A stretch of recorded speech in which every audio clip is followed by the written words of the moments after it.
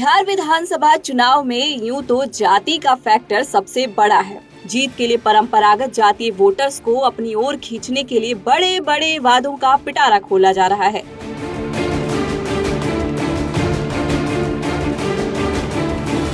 लेकिन इसी के साथ मुस्लिम वोटर्स भी बिहार के चुनावी रण में बड़ी धाक रखते हैं।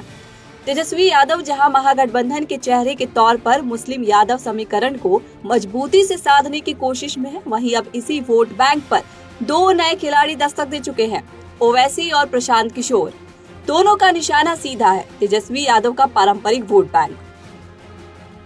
अब प्रशांत किशोर हो या ओवैसी, बिहारी मुस्लिम वोटर्स को साधने की कोशिश में जी जान से जुट गए हैं। इन दोनों नेताओं की कोशिश ने तेजस्वी की धड़कनें तेज कर दी है। बिहार विधानसभा चुनाव में महागठबंधन के सीएम उम्मीदवार तेजस्वी ने एक बड़ा वादा किया कि अगर उनकी सरकार बनी तो अल्पसंख्यकों के हकों की पूरी रक्षा की जाएगी और मुसलमानों को उनका वाजिब हक मिलेगा। लेकिन उसी दिन बिहार से दो तस्वीरें सामने आई जो तेजस्वी की टेंशन बढ़ाने वाली हैं। दो विधानसभा क्षेत्रों में महागठबंधन के उम्मीदवारों को मुस्लिम समाज के वोटरों ने तीखे सवाल पूछ कर वहां से जाने को मजबूर कर दिया। पहली घटना कटिहार के बलरामपुर विधानसभा सीट की है। इस सीट पर सीपीआई एमएल के महबूब आलम चुनावी मैदान में है। पिछले चुनाव में भी महबूब आलम ही जीते थे।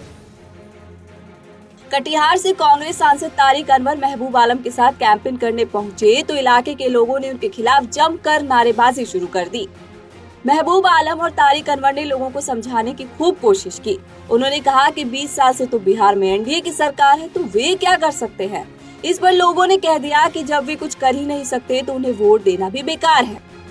जनता ने जो सवाल किए उनका जवाब तारिक अनवर और महबूब आलम के पास नहीं था, इसीलिए उन्हें वहां से उल्टे पांव लौटना पड़ा। इसी तरह का नजारा सीतामढ़ी जिले की बाजपट्टी विधानसभा सीट में दिखी।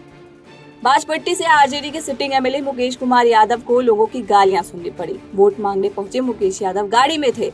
वो लोगों से मिलने के लिए गाड़ी से नीचे उतरते इससे पहले ही लोकल मुसलमानों ने मुकेश यादव के खिलाफ नारेबाजी शुरू कर दी। गाड़ी में बैठे विधायक के सहयोगी नाराज जनता को मनाने आए, लेकिन उन्हें भी भारी विरोध का सामना करना पड़ा। आखिरकार विधायक मुकेश कुमार यादव ने वहां से निकलने में ही अपनी भलाई समझी। इन दोनों घटनाओं पर एनडीए मजे लेता दिख रहा है और महागठबंधन पर मुसलमानों को ठगने का आरोप लग रहा है।